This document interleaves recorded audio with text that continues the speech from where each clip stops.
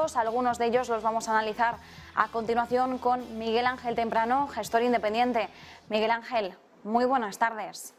¿Qué tal? Muy buenas tardes, Marta.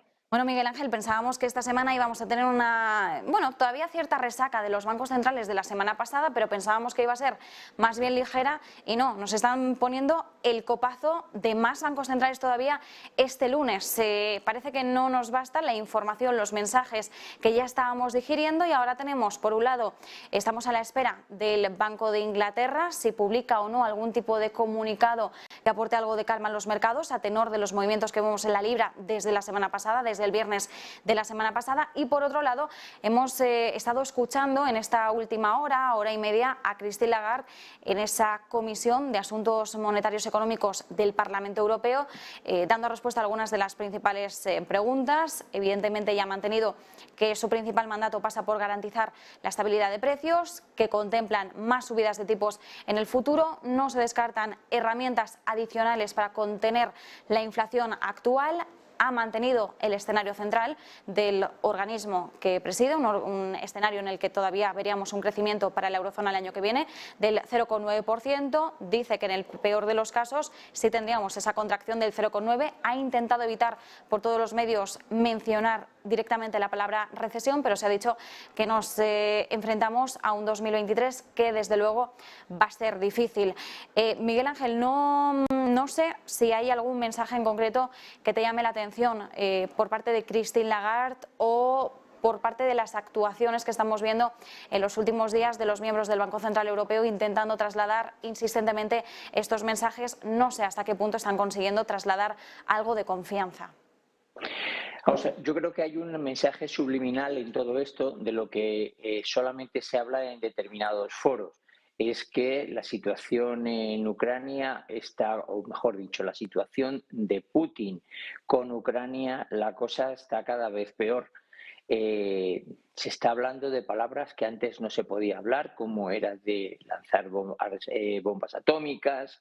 La Casa Blanca acaba de decir que que muy probablemente su reacción no sería una reacción atómica.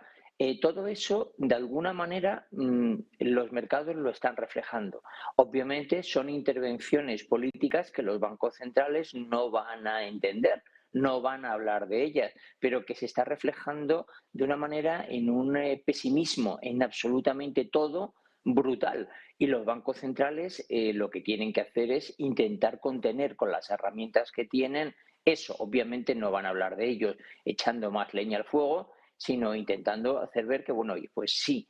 Mientras tanto, la FED yo creo que ha empezado un camino completamente suicida, porque en lugar de lanzar un bombazo y esperar a que ese bombazo se asiente y ver si ha sido suficiente o no, lanza otro y ahora lanza otro y detrás lanza otro.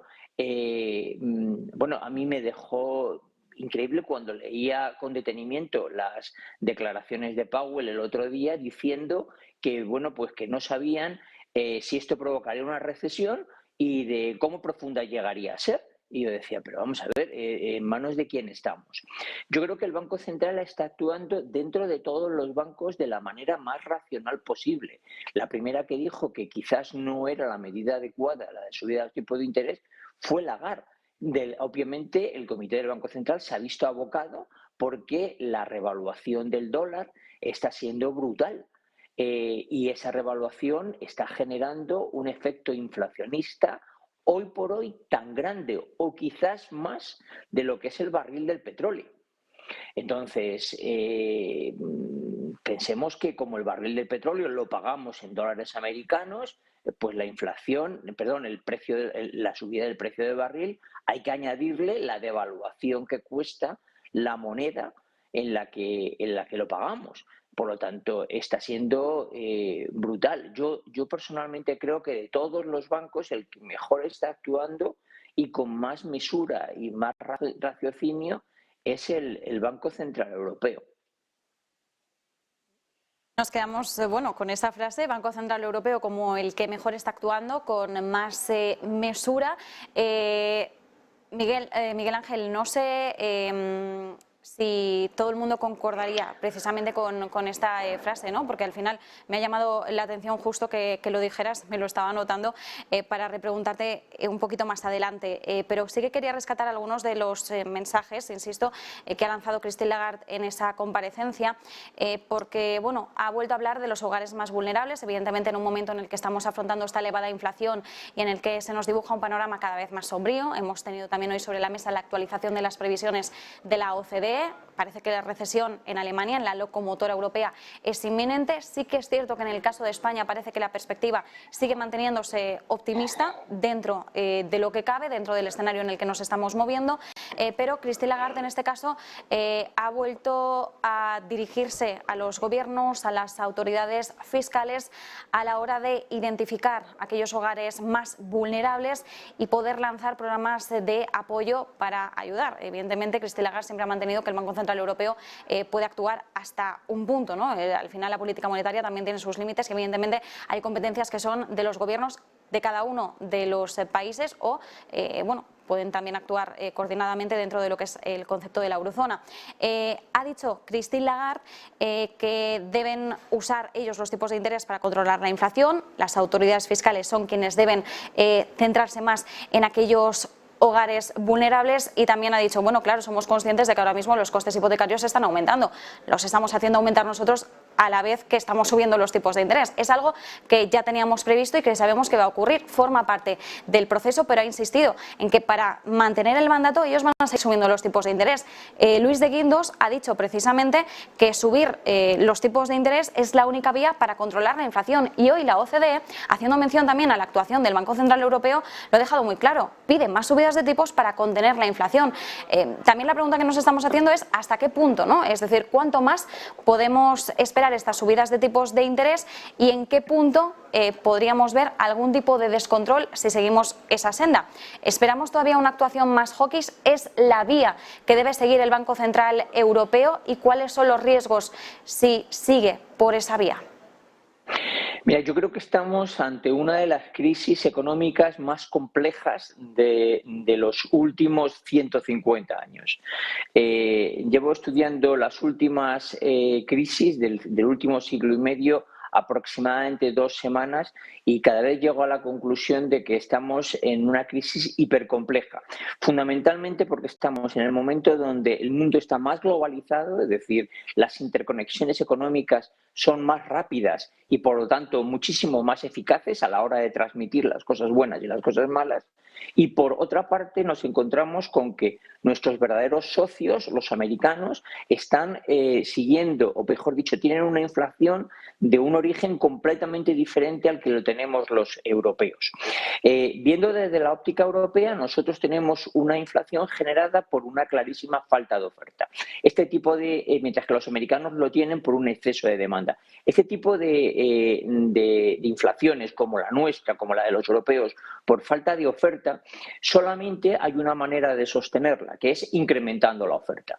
No tienes otra posibilidad. Tus herramientas monetarias, que son las que tiene a su mano el Banco Central Europeo, tienen muy poco chance, porque al final la política económica tiene dos grandes patas. La política fiscal, que hoy en día en Europa está descentralizada, es decir, cada gobierno tiene potestad sobre la misma, y la política monetaria, que la tenemos centralizada en el Banco Central Europeo. El Banco Central Europeo, a su vez, esa política monetaria tiene dos patas importantes sobre las que se sostiene todo. Son los tipos de interés de referencia a los cuales ella presta a los bancos y la masa monetaria en circulación. Cierto es que podía empezar a reducir la masa monetaria en circulación, pero es que yo creo que las medidas que está tomando el Banco Central Europeo no van encaminadas a nada de esto, sino van única y exclusivamente a sostener el dólar, porque precisamente lo que está generando más inflación en nuestro caso, que es ese defecto de oferta, es decir, que no tenemos suficiente energía, la gran mayoría de ella, que es la del petróleo, la pagamos en dólares americanos. Por lo tanto, lo que necesitan es sostener el dólar. El dólar, desgraciadamente, no hace más que revaluarse con respecto al euro, con lo cual es un efecto inflacionista de una manera salvaje. Fijémoslo en la complejidad, es decir, la inflación es lo que está generando mayor pobreza y, por contra, yo hago, como decía Christine Lagarde, tomo una medida que lo único que hace es empobrecer a los más pobres. La inflación siempre se ha dicho que es el impuesto de los pobres.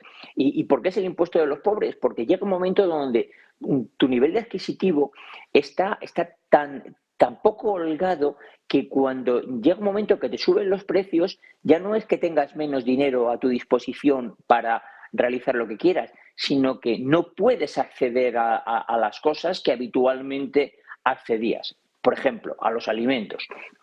Por lo tanto, obviamente a los pobres. ¿Qué viene detrás? La subida de los tipos de interés afecta a quién más. Obviamente a los más desfavorecidos, porque la subida de hipotecas hace que no puedan hacer frente a ellas. Vamos a ver qué ocurre cuando eso sea extensivo durante el año 2023, porque ahí va a venir la siguiente.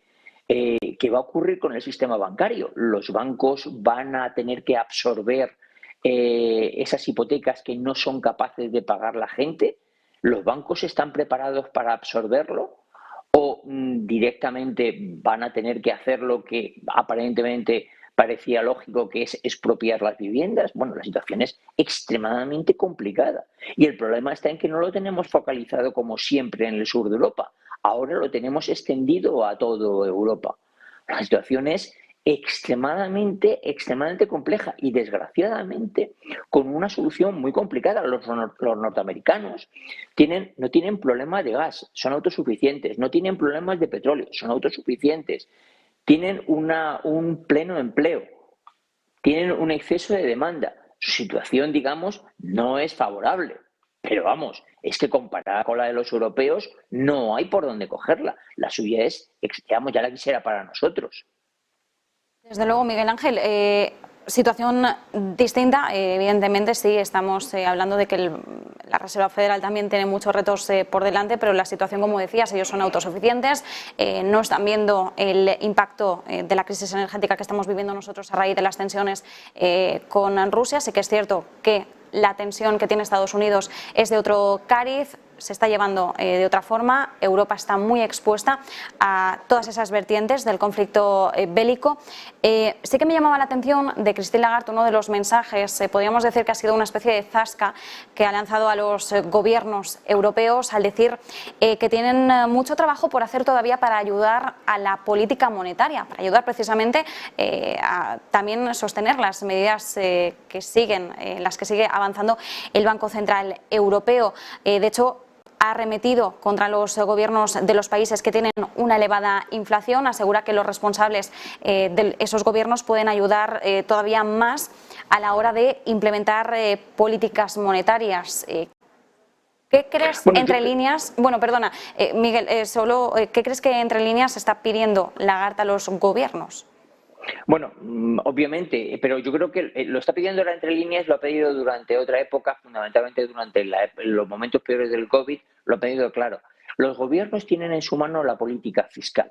El problema que viene cuando tú actúas sobre la política fiscal es que tienes que tener muy contenido tu gasto público, porque obviamente al reducir tus ingresos lo que no puede ser es que se te vaya la mano por otro lado, porque entonces generas un déficit brutal. Ese déficit lo que genera es desconfianza y lo que hace obviamente es que los mercados no apoyan tu deuda, con lo cual tienes el problema que, bueno, ya vimos en Grecia lo que ocurrió, o lo que ocurrió tiene pinta de ocurrir en Italia o en España. Entonces, lo que yo creo que Christine Lagarde le está pidiendo es, oye, tenéis que intentar rebajar los impuestos de una manera razonable. En España lo tenemos muy claro, es decir, lo que no puede ser es que en un momento donde la población se está empobreciendo a marchas forzadas por la inflación, el gobierno en lo que va de año haya recaudado más de 22.000 millones de euros.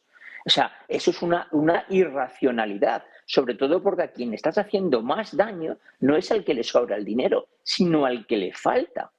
Entonces, no tiene sentido. El otro día hablaban de migajas. O sea, 190 millones del tema del gas. Vamos a ver, señores, lo que tenéis que hacer es deflactar de una manera inmediata los impuestos indirectos y todos aquellos impuestos directos que gravan los productos energéticos, aunque no sea más que temporalmente, quitarlos. Obviamente para eso, que yo creo que es una medida fiscal muy razonable en momentos como los que hay ahora y que afecta de una manera clara no a las clases pudientes, sino a las clases más desfavorecidas, lo que tienes que hacer a cambio es contener el gasto en aquello que no sea vital. Yo creo que es un mensaje muy claro, pero que bueno, que aparentemente determinados gobiernos, y en el caso de España, el nuestro es un claro ejemplo, parece que no lo quieren escuchar. Por eso Miguel Ángel te decía que no sé si es algo que tenemos que leer entre líneas. Creo que Christine Lagarde estaba siendo bastante clara. No es la primera vez, de todas formas, que también hace esa petición a los gobiernos. Miguel Ángel, ya por último, cambiando de Banco Central, en este caso mirando al Banco de Inglaterra, seguimos pendientes de que haya algún tipo de comunicado oficial. La semana pasada veníamos de esa reunión de política monetaria, que además ya se posponía de por sí una semana debido al fallecimiento de la reina Isabel II. Veíamos cómo se mantenía más contenido, por así decirlo, respecto a otros bancos centrales, como ha sido la Reserva Federal, que ha mantenido ese tono hawkish en 75 puntos básicos. El caso del Banco de Inglaterra, veíamos una subida no tan agresiva, pero parece que lo que se le está exigiendo es que sea agresivo y que no espere a la próxima reunión de política monetaria, que sería en noviembre. ¿Crees que realmente, no sé si a lo largo del día de hoy o a lo largo de esta semana o en las próximas semanas, antes de noviembre, podríamos tener una reunión de emergencia por parte del Banco de Inglaterra para intentar apuntalar la libra? No lo sé, pero a todo aquel que piense que este tipo de cosas son factibles, sin querer, hoy en día no es posible lo que ocurrió en 1992. George Soros en 1992 lo conocían 4, hasta que fue capaz de tumbar la libra del sistema monetario europeo. Detrás tumbó la lira y detrás tumbó la corona sueca. Ese George Soros que vemos de vez en cuando por la prensa como Aladid, de no sé exactamente qué. Las intervenciones de los bancos centrales en contra de precisamente las medidas fiscales muchas veces son bastante complicadas y sobre todo muy peligrosas. No nos olvidemos, en este caso estamos hablando de un gobierno que tiene un banco central para él solito, y que tiene una moneda y que ambos, todos juntos, no son precisamente débiles, ¿no? Tienen la segunda gran economía financiera del mundo. Entonces, ¿que van a hacerlo? Pues la verdad es que no estoy en manos del gobernador del Banco Central Europeo. Ahora, me parecería muy lógico, es decir, quito impuestos de una manera tan extremadamente radical que yo no sé si eso es bueno o no, y lo vamos a ver en no mucho tiempo. Y detrás lo que hago es que subo los tipos de interés. Bueno, pues estoy taponando el efecto que tiene una cosa con la otra. Estoy diciendo, bueno, pues mira, lo que te voy a quitar de impuestos te lo voy a sumar mediante el pago de las hipotecas o de los préstamos o de la financiación de las empresas. No parece que medidas tan opuestas sean combinables en el tiempo, pero bueno, doctores tiene la Iglesia.